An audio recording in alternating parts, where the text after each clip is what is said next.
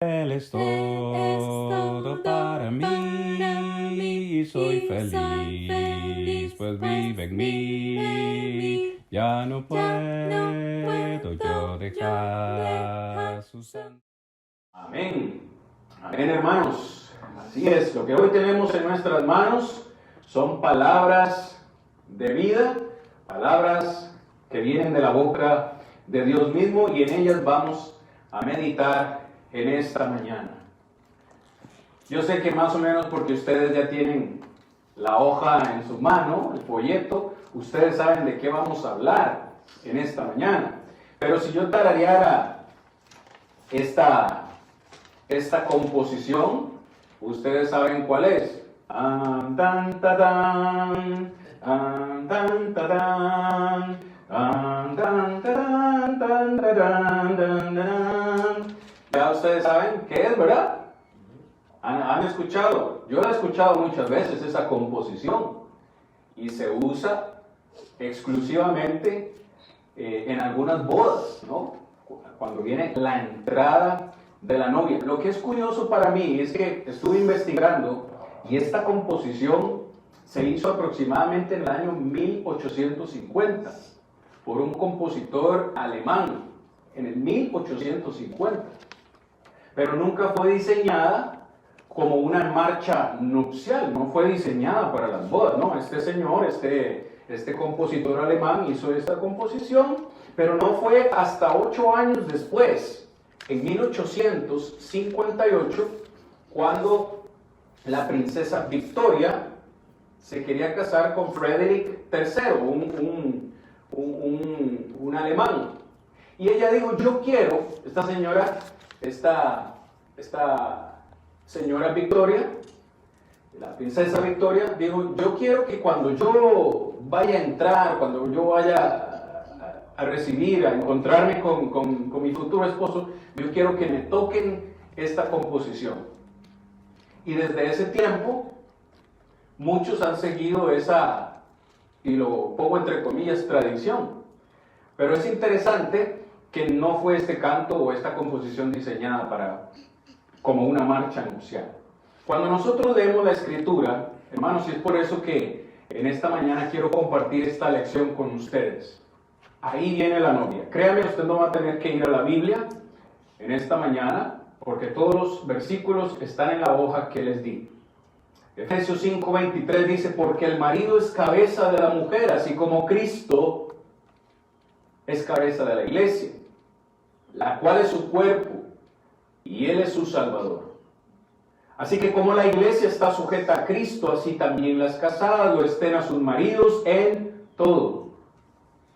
Maridos, amad a vuestras mujeres, así como Cristo amó a la iglesia y se entregó a sí mismo por ella, para santificarla, habiéndola purificado por el lavamiento del agua por la palabra, a fin de presentársela a sí mismo, una iglesia gloriosa, que no tuviese mancha, ni arruga, ni cosa semejante, sino que fuese santa y sin mancha. Ahí viene la novia.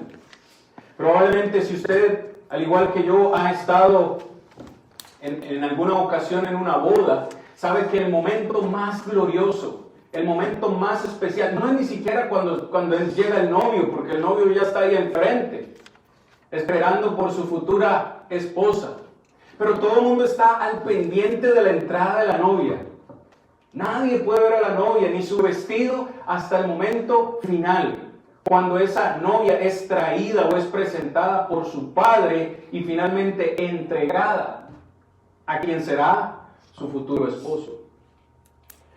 Según lo que hemos leído en Efesios, hoy usted y yo sabemos que la novia, la esposa de Cristo, es la iglesia. Pero esto no lo sabían los antiguos.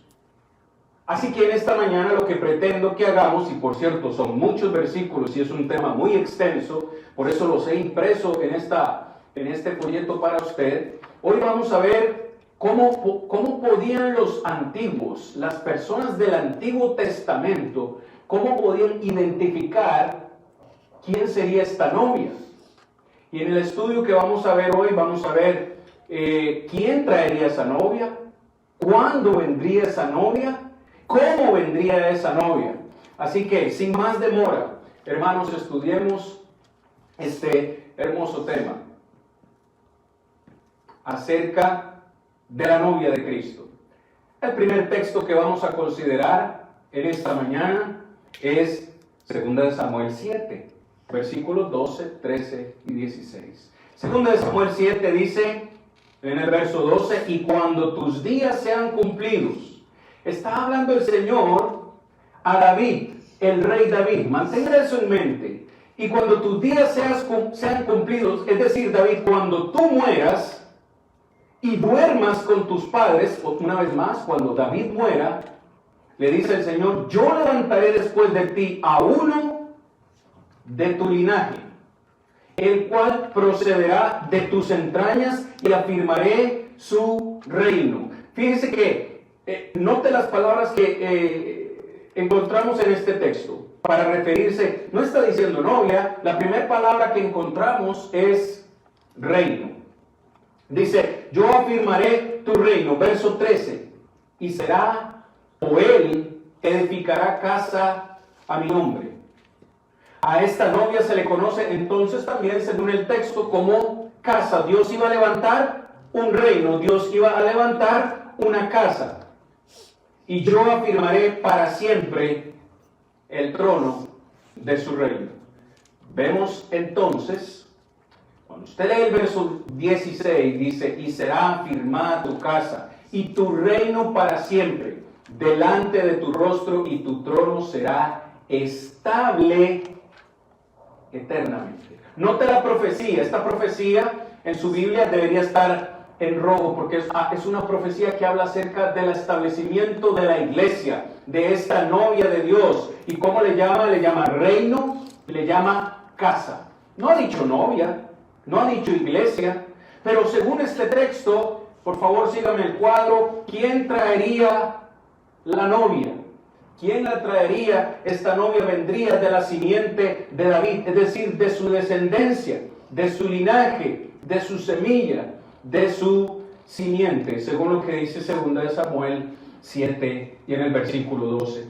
Dios mismo dice que este descendiente de David sería quien edificaría su reino, que edificaría su casa. Vea lo que dice el verso 13. Él edificará casa a mi nombre. Él también edificaría un reino y él mismo se sentaría en ese trono. Verso 13 y en el versículo 16. Entonces, espero que vayamos viendo y entendiendo de qué es lo que estoy hablando aquí. Dios está prometiendo establecer un reino. Está prometiendo establecer una casa. ¿Quién la traería? Un descendiente de David. Ahora, el mismo texto nos dice que ese reino, que esa casa, que esa novia sería para siempre. Una vez más en Samuel 7, versículos 13 y 16. ¿Cuánto duraría ese reino? ¿Cuánto duraría esa casa? Para siempre. Ahora, en Isaías capítulo 2, si usted puede ver, todos los textos están en orden, hermanos. Usted no necesita ir a ningún lado. En Isaías capítulo 2, versículos 2 y 3, se nos dice nuevamente a través de Isaías que Dios establecería una casa. Acontecerá en lo postrero de los tiempos que será confirmado el monte de la casa de Jehová como cabeza de los montes, y será exaltado sobre los collados, y correrán a él todas las naciones. Verso 3. Y vendrán muchos pueblos y dirán, venid, subamos al monte de Jehová, a la casa del Dios de Jacob, y nos enseñará sus caminos y caminaremos por sus sendas. Subraye, porque de Sión saldrá la ley y de Jerusalén la palabra de Jehová. ¿Qué encontramos en este texto, hermanos? Encontramos que esta novia, según Isaías, se le llama casa. Por lo menos en el versículo 2 y en el versículo 3 dice que establecerá una casa, la casa de Dios. Ahora, el mismo texto nos dice cuándo. ¿Cuándo vendrá esa novia? ¿Cuándo será establecida esa casa? Dice, en los postreros días. Otras versiones dicen, en los últimos días. Más adelante vamos a ver cuándo son esos últimos días o esos postreros días. Pero el texto nos deja claro, hermanos, varias cosas. Entre ellas, ¿a dónde vendrá ella? ¿A dónde iba a venir esa novia? El texto dice, porque de Sión saldrá la ley. Versículo 3, al final del versículo 3, porque de Sión salió la ley y de Jerusalén saldrá la palabra de Jehová. ¿A dónde iba a venir esa novia? ¿A dónde iba a ser establecido ese reino? ¿A dónde se iba a fundar esa casa? Isaías dice, en Jerusalén. Isaías 2:3. Ahora, sigamos adelante. Según lo que dice Isaías, este reino, o en esta casa, iba a incluir todas las naciones. Versículo 2. Y será confirmado el monte de la casa de Jehová, y será exaltado sobre los collados, y correrán a él todas las naciones. En el plan de Dios estaba, o está, en su reino, en su casa, que es para siempre, en su iglesia, tienen oportunidad todas las personas, todas las naciones. Aquí no importa la nacionalidad, no importa el color de piel, no importa nada. Dios tiene plan para todas las naciones. Ahora, si usted ve en Miqueas capítulo 4, versículo 1 y 2, dice, o se le menciona también a esta novia como casa. Acontecerá en los postreros de los tiempos que el monte de la casa de Jehová será establecido por cabecera de montes, y más alto que los collados, y correrán a él los pueblos. Verso 2. Vendrán muchas naciones y dirán, venid, subamos al monte de Jehová y a la casa del Dios de Jacob, y nos enseñará en sus caminos, y andaremos por sus veredas, porque de Sión saldrá la ley, y de Jerusalén la palabra de Jehová. Una vez más, ¿quién traerá esta novia según Miqueas? Dios mismo. ¿Cuándo vendrá? Según Miqueas dice, en los postreros de los tiempos. ¿A dónde vendrá ella? Según Miqueas 4:2. Jerusalén. Fíjese el estudio que estamos haciendo, hermanos, acerca de esta novia. La novia de Cristo, la esposa del Cordero. ¿Quién es? La iglesia. ¿Sí me están comprendiendo, hermanos, lo que les quiero transmitir en esta mañana? Estamos haciendo un estudio exhaustivo acerca de la iglesia. ¿Cuál iglesia? ¿Cuál iglesia? La iglesia de Cristo. ¿Con cuántas esposas o con cuántas novias se iba a casar Cristo? Una. Si Cristo estuviera casado con varias esposas, ¿qué sería? ¿Un adúltero? ¿Y quién podría pensar que eso es correcto? Cristo se iba a casar con una iglesia, con una novia. Bien, si nosotros continuamos este estudio, hermanos, que tenemos en esta mañana, vemos que Zacarías 1:16 también nos dice a dónde vendría esta novia. Zacarías 1:16 dice, por tanto así ha dicho Jehová, yo me he vuelto a Jerusalén con misericordia. En ella, es decir, en Jerusalén, será edificada mi casa. Note que ahora no le llama reino, le llama casa. Será edificada mi casa, dice Jehová de los ejércitos, y será plomada, será tendida sobre Jerusalén. Fíjese cómo la casa de Jehová, su reino, su iglesia, daría inicio en Jerusalén. Ahora, Daniel 2:44 dice, en los postreros o en los días de estos reyes, que tienen los versículos ahí, mis hermanos, por favor síganme en este estudio. Daniel 2:44, y en los días de estos reyes, el Dios del cielo levantará un reino. Fíjense, ya no le llama casa, no le llama todavía iglesia, todavía no le llama novia, dice levantará un reino que no será jamás destruido, ni será el reino dejado a otro pueblo. Desmenuzará y consumirá a todos estos reinos, pero él permanecerá para siempre. ¿Cómo le llama Daniel? Reino. En los días de estos reyes. En Daniel capítulo 2, Daniel está interpretando el sueño del rey Nabucodonosor, rey de Babilonia. Y prácticamente en la interpretación de ese sueño le dice: rey Nabucodonosor, después de ti se levantará otro reino. Históricamente sabemos que fue el imperio medo-persa quien conquistó a los babilonios. Luego de los medo-persas vendrían los griegos. Los griegos iban a eliminar a los medo-persas.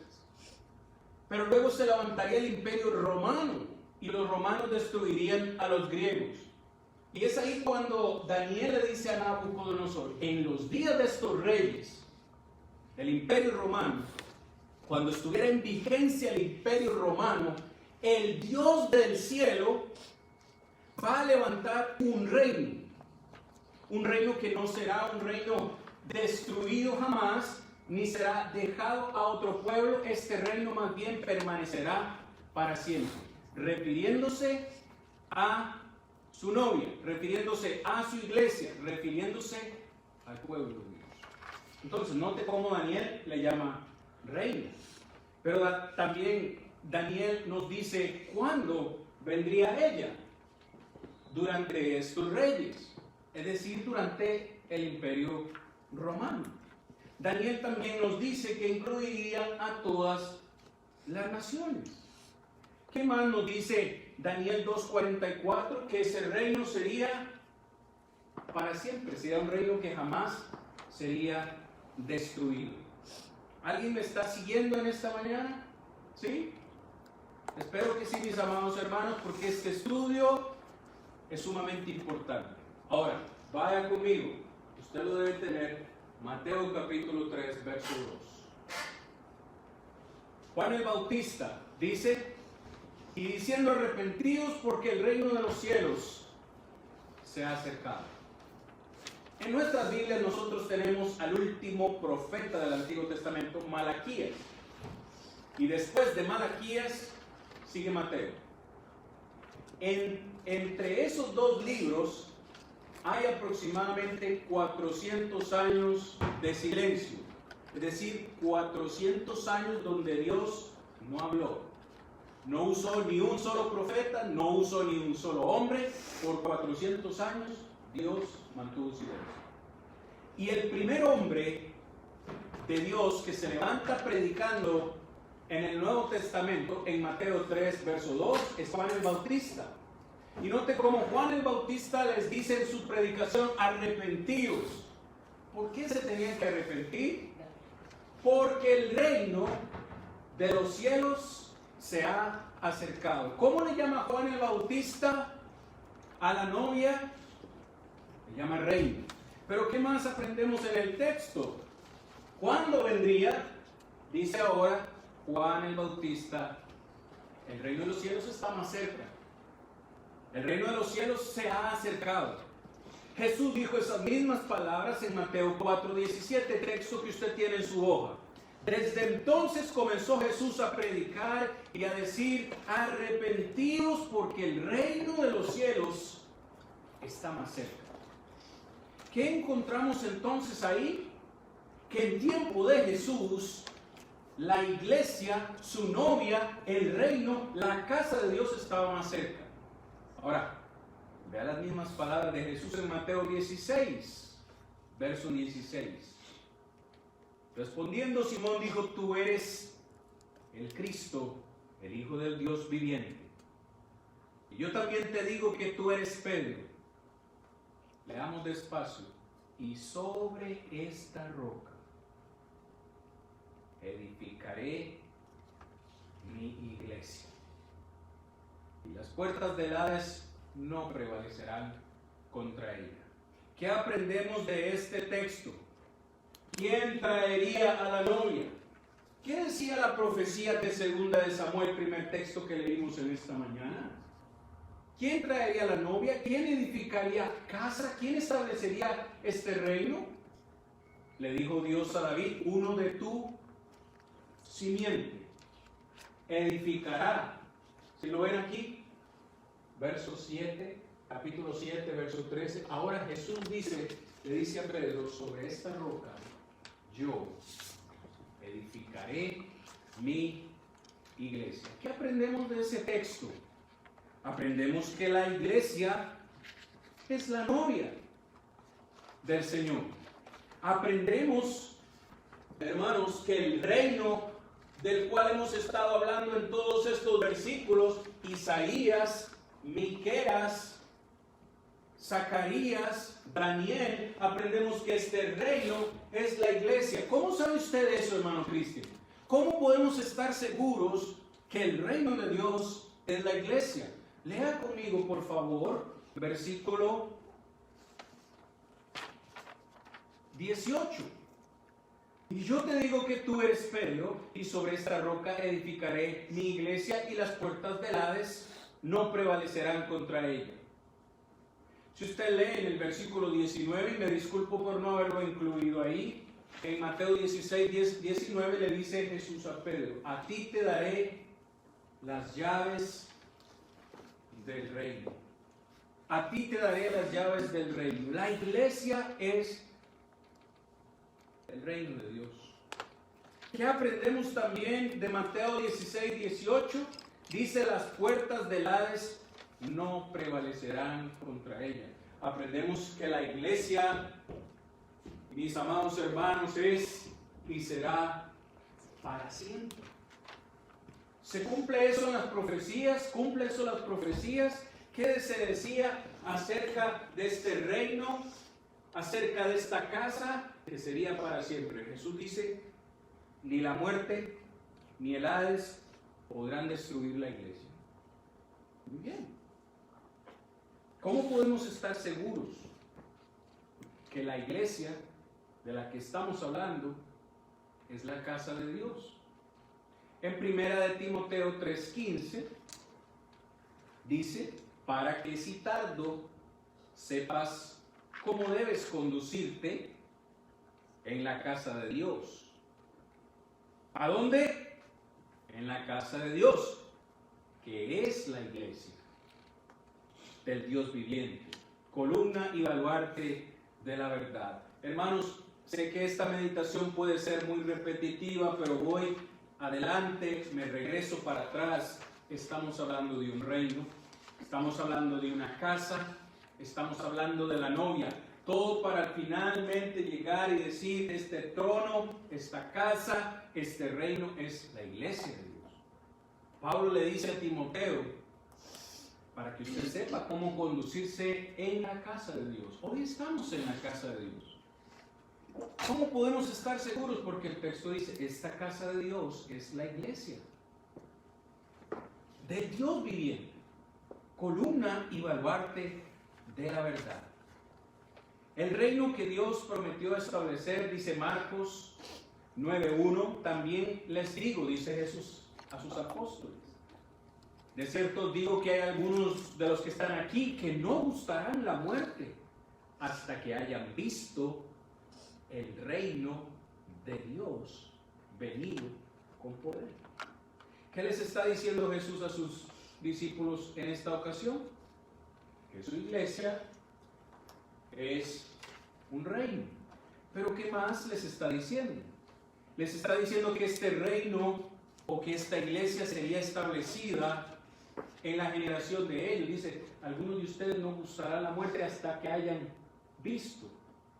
Es decir, la iglesia, ese reino, fue establecido en vida de los apóstoles. Yo no sé, hermanos, a veces a la gran mayoría de nosotros nos cuesta tal vez prestar un poco atención. ¿Qué pasa con alguien que aparece de repente hoy en día con una iglesia por ahí? y le pone un nombre cualquiera. ¿Podría ser esa la iglesia de Dios? ¿Cuándo se estableció o cuándo iba a ser establecida esta iglesia? ¿Cuándo el Señor iba a traer su iglesia? ¿A dónde iba a dar inicio su iglesia? ¿A dónde iba a venir según lo que hemos venido estudiando? Iba a venir en Jerusalén, iba a venir en vida de los apóstoles. Es decir, que la gran mayoría de religiones que tenemos hoy en día están en una época. Algunas de ellas se fundaron en los 1800, 1700. Puedo mencionar nombres, pero me extendería mucho. Y fueron edificadas o establecidas por seres humanos. ¿Quién establecería la iglesia? ¿Quién traería la novia? La profecía dice que tenía que ser alguien de la simiente de David. Las profecías dicen que debía empezar en Jerusalén. ¿Sí me comprenden? Y eso que todavía no hemos terminado, porque hemos visto solo quién la traerá, cuándo vendría y a dónde vendría ella. Pero la pregunta que nos queda por responder es ¿cómo vendría? ¿Cómo vendría esta iglesia? Marcos 9:1 que acabamos de leer dice que vendría con poder. ¿Pero qué tipo de poder? Por favor, Biblia, ayúdenos a entender esto, Señor, ayúdenos. ¿Cuál poder? En Lucas 24:49. Lucas 24:49 dice: He aquí yo enviaré la promesa de mi Padre sobre vosotros. Pero quedaos vosotros, ¿dónde? En la ciudad de Jerusalén, hasta que seáis investidos de poder desde lo alto. ¿A dónde? ¿Le parece a usted casualidad que ellos tenían que estar en Jerusalén? De Sion saldrá la ley, y de Jerusalén la palabra de Jehová. Entonces, ellos recibirían poder desde lo alto. ¿Cómo? ¿O a dónde? El texto dice, verso 47, que se predicase en su nombre el arrepentimiento y el perdón de pecados en todas las naciones. ¿Comenzando desde dónde? ¿Qué decían las profecías, mis hermanos? Comenzando desde Jerusalén. Entonces, verán cómo vamos armando este rompecabezas. Cómo ellos podrían estar seguros de que la iglesia, la novia, había venido cuando recibían poder desde lo alto, cuando Dios les enviara su Espíritu Santo. Pero también les dice en el verso 47 que ese día se predicaría o se enseñaría acerca del arrepentimiento y la remisión de pecados. ¡Wow! El texto mismo dice en el verso 47 que incluiría a todas las naciones. Lucas 24:47 dice: y el perdón de pecados en todas las naciones. Ok, muy bien, vamos bien. En Hechos capítulo 1, versículo 3, Cristo mismo dice, o se refiere a su novia como un rey.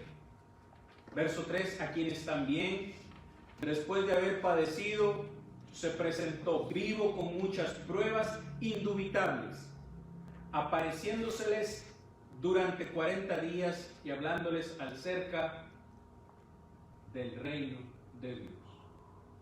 Después de que Jesús murió, fue sepultado y resucitó, no se fue al cielo de una vez, no. Dice que por 40 días, después de su resurrección, 40 días, continuó enseñándoles a sus apóstoles. ¿Acerca de qué?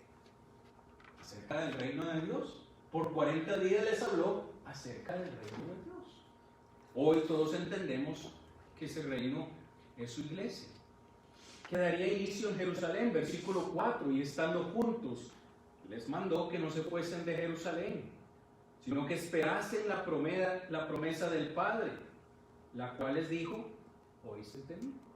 ¿A dónde tenían que esperar los apóstoles? En Jerusalén. ¿Qué tenían que esperar?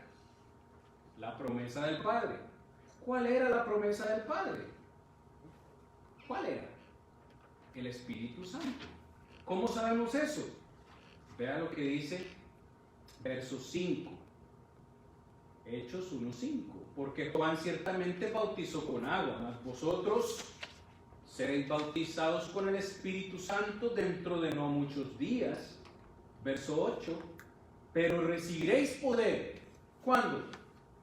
Cuando haya venido sobre vosotros el Espíritu Santo. Y me seréis testigos. ¿Dónde, Señor? En Jerusalén, por supuesto, porque las profecías decían eso. Eso tenía que dar inicio en Jerusalén. En Jerusalén, en toda Judea, en Samaria y hasta lo último de la tierra. Nosotros hoy sabemos que el Espíritu Santo fue una promesa para estos apóstoles. Juan 14:26 dice: mas el Consolador, el Espíritu Santo, a quien el Padre enviará en mi nombre, Él les enseñará todas las cosas y les recordará todo lo que yo les he dicho. ¿Para qué era el Espíritu Santo? Para darles poder de hacer milagros y para que el Espíritu mismo les enseñase todas las cosas que les hacían falta y les recordara todas las cosas.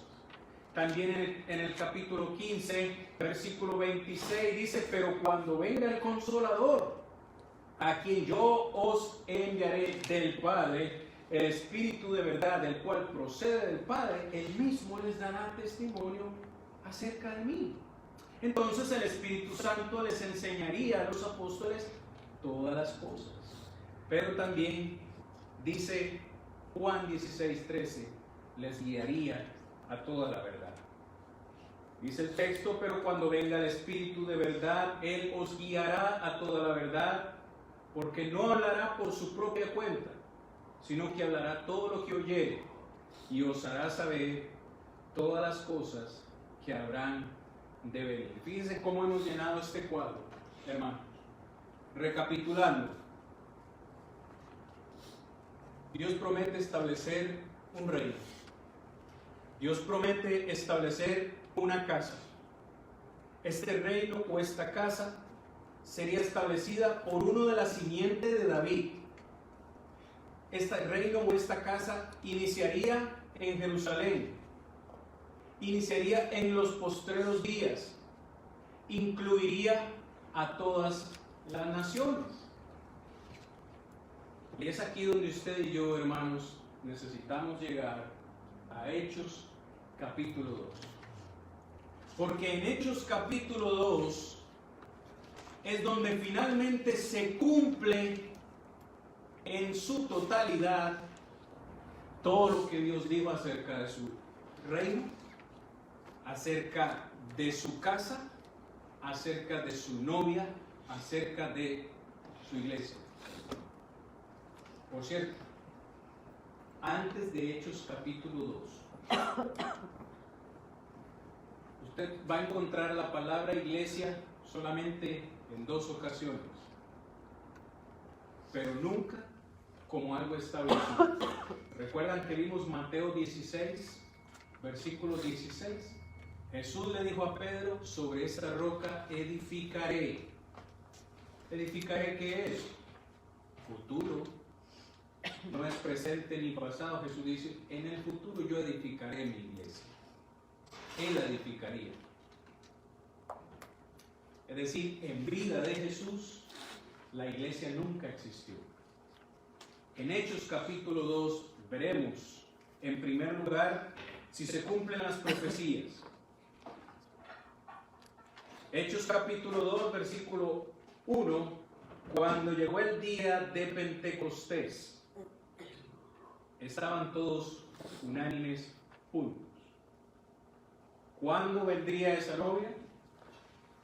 Vino el día de Pentecostés. Sabemos que Pentecostés siempre fue domingo. Pero ¿qué más aprendemos del texto? ¿Recuerda que las profecías decían en los postreros de los tiempos? Pues Hechos 2:16 y 17 dice Pedro en su predicación: mas esto es lo dicho por el profeta Joel. En los postreros días, dice Dios, derramaré mi espíritu sobre toda carne, y vuestros hijos y vuestras hijas profetizarán. Vuestros jóvenes verán visiones y vuestros ancianos soñarán sueños. Esto es, refiriéndose al día de Pentecostés. Recuerdan que hace un momento les dije: ¿cuándo son los postreros días? Muchos piensan que esta frase se refiere al día del juicio final, pero no es así. Bíblicamente los postreros días o los últimos días se referían a este acontecimiento que encontramos en Hechos capítulo 2, porque el Espíritu Santo cayó sobre ellos en Jerusalén. Si usted lee el versículo 5, notamos cómo la profecía una vez más se cumple. ¿Qué decía las profecías? Que en este reino, que en esta casa iban a entrar gente de todas las naciones. En el versículo 5 dice, moraban entonces en Jerusalén judíos, varones piadosos de todas las naciones bajo el cielo. El día que la novia vino en Jerusalén, vivían ahí personas de todas las naciones, dice, bajo el cielo. ¿Se cumplió la profecía? Sí, sí se cumplió. Pero ¿qué más vemos? ¿Qué más vemos en el texto? Vemos que Cristo les dijo, ustedes van a recibir poder desde lo alto. El Espíritu Santo vendría sobre los apóstoles, era parte de la profecía, y es por eso que Hechos capítulo 2, versículos 1 al 4 lo dice. Quiero leer porque no lo incluí en el folleto y me disculpo. Dice, de repente vino del cielo un estruendo como de un viento recio que soplaba, el cual llenó toda la casa donde estaban sentados. Y se les aparecieron lenguas repartidas como de fuego, asentándose sobre cada uno de ellos, y fueron todos llenos del Espíritu Santo. ¿Quiénes? Los apóstoles. Para ellos fue la promesa. Y comenzaron a hablar en otras lenguas según el Espíritu les daba que hablasen. Jesús les dijo, el día que la iglesia venga, ustedes van a recibir poder. ¿Lo recibieron? Sí. ¿Cómo se manifestó ese poder? Comenzaron a hablar o a predicar en otros idiomas, porque había gente de todo lugar. Ellos necesitaban predicar en todos los idiomas, y así se cumplió. ¿Qué más dice? ¿O qué más decía la profecía? En 2 Samuel 7. ¿Quién traería a la novia? Uno de la simiente de David. Ahora vea lo que dice Hechos capítulo 2, versos 29 y 30. Varones hermanos, se os puede decir libremente del patriarca David, que murió y fue sepultado, y su sepulcro está con nosotros hasta el día de hoy.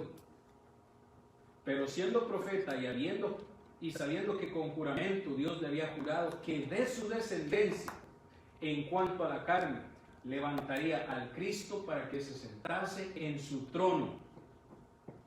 ¿De quién está predicando Pedro en Hechos capítulo 2? Si no es de Cristo Jesús. Y les está diciendo que Él fue quien trajo la iglesia, que Él fue quien trajo su novia, que Él era el encargado, que Él era de la simiente de David y que Él era encargado de establecer este reino, de establecer esta casa a Jehová. Pero ¿qué más aprendemos? Que Cristo se sentó en ese trono, en el trono que le pertenecía a David, de su descendencia. Aprendemos también el establecimiento de ese trono. Hechos 2:33 dice, así que exaltado por la diestra de Dios y habiendo recibido del Padre la promesa del Espíritu, ha derramado esto que vosotros veis y oís.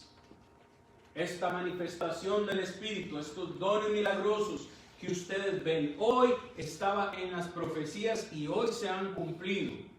Hoy es el día, dice Pedro, que Dios ha traído a su novia. Hoy es el día que la iglesia ha sido establecida, porque hoy se han cumplido las profecías.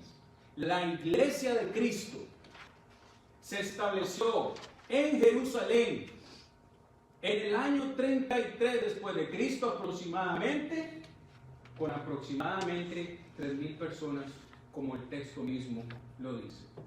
Pero las profecías,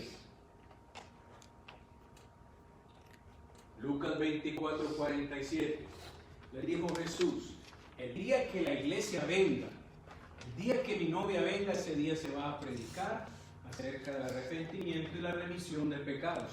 Se cumplió eso. Hechos 2:38. Pedro les dijo: arrepentíos y bautícese cada uno de vosotros en el nombre de Jesucristo para perdón de los pecados, y ustedes también recibirán el don del Espíritu Santo. Eso después de que ellos preguntaron: ¿qué hacemos?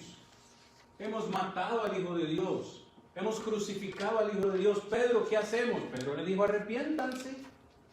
Ustedes quieren la salvación, quieren estar en este reino, quieren estar en esta casa, quieren estar en la familia de Dios. Arrepiéntanse y bautícense para el perdón de sus pecados, y Dios les dará el Espíritu Santo como un regalo.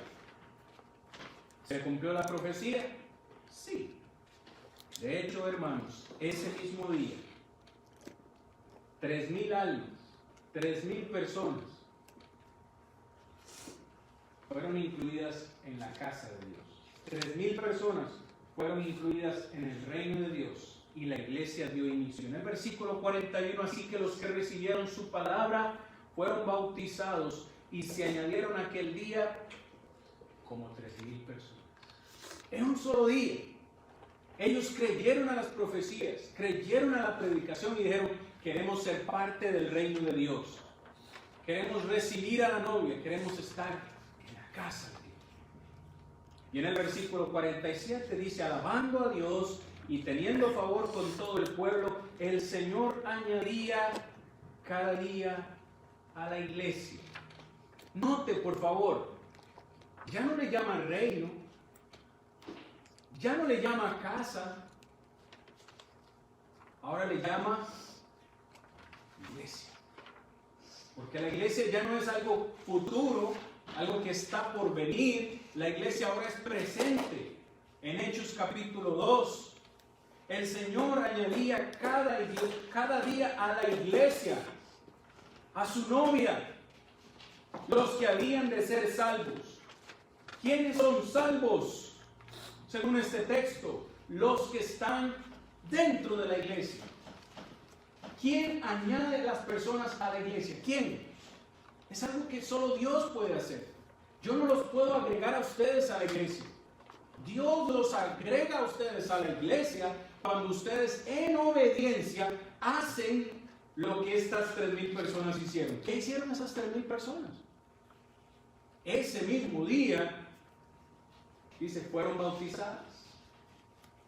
Y cuando la persona en obediencia es bautizada, Dios, no el predicador, no el pastor, Dios los agrega a la iglesia. Ese día 3,000 almas, síganme porque esta es la parte final. Esas 3,000 almas se agregaron a la iglesia. La pregunta es: ¿a cuál iglesia? ¿A cuál iglesia fueron ellos agregados? A la única que existía. Es que hace 2,000 años atrás, estas personas no tenían que escoger. ¿A cuál iglesia va usted? ¿A cuál iglesia visita usted? ¿Va usted a los mormones?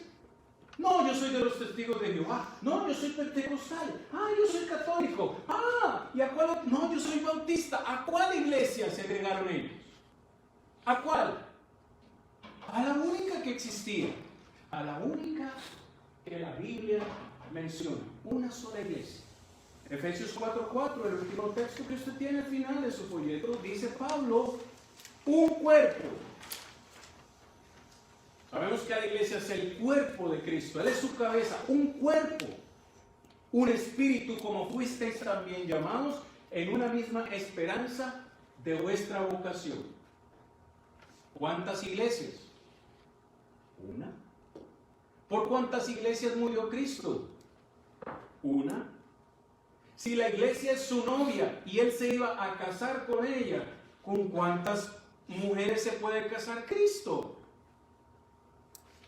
Con una. Porque si Cristo tiene varias esposas, sería un adúltero. Y ninguno seguiría a un Salvador que fuera adúltero. Es más, si ustedes supieran que hoy que yo les predico, yo estoy casado, pero tengo 2 esposas más, ¿qué pensarían ustedes de mí? ¿Qué pensarían ustedes de mí? Estoy casado aquí, pero tengo una esposa en Costa Rica y tengo otra esposa por allá en otro lado y tengo como 3 o 4. ¿Qué pensaría usted de mí? pensaría algo bueno, pues mucho menos de Cristo. Con todo respeto lo digo, pero también lo digo con mucha sinceridad, basado en la palabra de Dios. Lo que dice mucha gente, que Dios está en todas las iglesias, personalmente no lo creo. ¿Por qué? ¿Por qué no lo creo, hermano? Porque la Biblia, su palabra, su voluntad, como hemos estudiado hoy, nos habla acerca de un solo reino, una sola casa, una y sola iglesia, no varias. ¿Cómo puedo estar seguro o cómo puedo estar seguro que a la iglesia a la que asisto es la verdadera? Le he dado una serie de herramientas hoy. ¿Su iglesia fue establecida en Jerusalén o fue establecida en Estados Unidos? ¿Fue establecida por Cristo o fue establecida por José Smith? Bueno, usted puede hacer clara diferenciación. ¿Cuándo fue establecida? ¿O cómo fue establecida? La misma palabra de Dios nos da las respuestas para saber si una iglesia le pertenece al Señor o no. Espero que en esta mañana todos hayamos aprendido algo y que este algo podamos enseñarlo a otras personas, porque este tema en particular es muy importante. ¿Pertenece usted a la iglesia del Señor? ¿Es usted miembro de la iglesia que Cristo compró con su sangre? Esperamos que así sea. Si no, el llamado es para usted en esta mañana mientras entonamos esta alabanza. Él es todo para mí, soy feliz, pues vive en mí. Ya no puedo yo dejar su santo.